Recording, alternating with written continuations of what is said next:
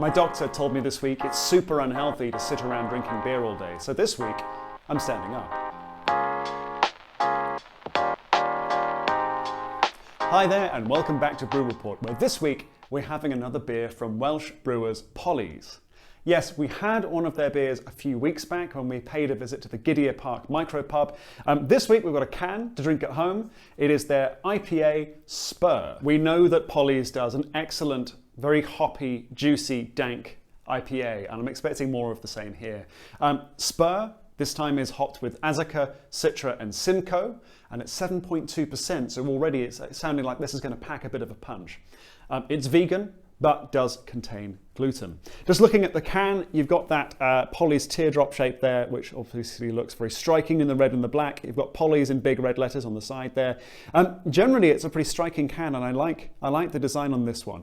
Is it the sort of thing I'm going to peel off and stick in my beer art book? Probably not, but it's nice to have it in the fridge, you know. It jumps out at you, especially when you're filming these things on a Friday afternoon. So this beer looks stunning. It is incredibly thick and juicy looking. It's almost like a milkshake. It's like drinking a Solero almost. This completely opaque, pale orange body with a thin, fine-structured white head. The aroma is intensely tropical fruit, almost a little bit funky with it, with the pineapple, the papaya, the mango, maybe a touch peppery as well, and there may be the mango kicking in there. The mouthfeel is thick, but not as thick as it looks. And there's a little bit of effervescence there. There's a bit of sort of bubbliness, a bit of carbonation there helping to cut through that. Then I'm picking up really this quite aggressive booziness to it. This is a strong beer and it's not afraid to show it. So it cut through with that alcohol. Then mango, papaya, pineapple again, tons of that really strong tropical fruit flavor. Despite all of that tropical fruit juiciness, this isn't especially sweet. There's some sweetness, yes, but it's sort of balanced to a degree. There's an element of enough bitterness in this that it actually comes across as that being the prominent flavor. And certainly the finish, the aftertaste here is very powerfully bitter. It's quite interesting, especially with that sort of alcoholic strength as well, that slight spicy note to it. This isn't just a fruit juice box. This isn't just a Capri-Sun. There's a bit more going on here, which keeps it quite interesting. Keeps me going back for another sip. Value. I paid £5.50 for this can. Doing a little bit of digging around online, that appears to be the going rate, whether you're looking at different bottle shops or craft beer suppliers.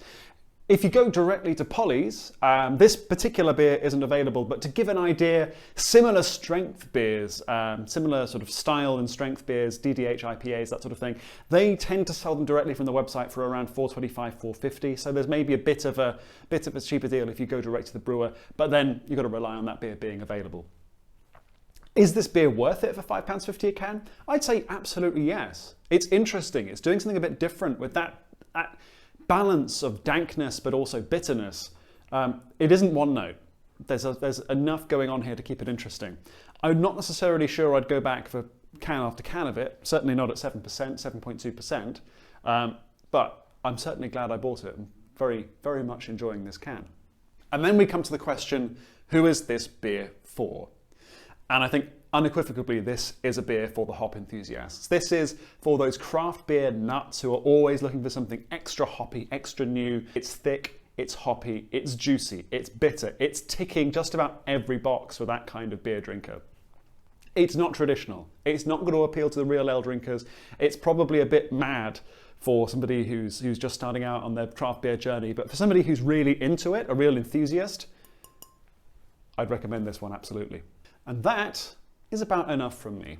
What I want to hear now is, what did you think? Have you tried Spur? Have you tried any other Polly's beers that you think are really interesting and exciting that you think I should try next? Whatever your thoughts, let me know in the comments down below.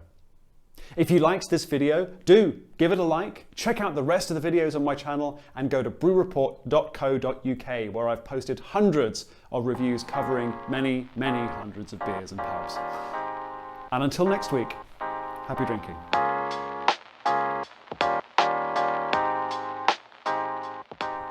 This is going down far too quickly for 7.2.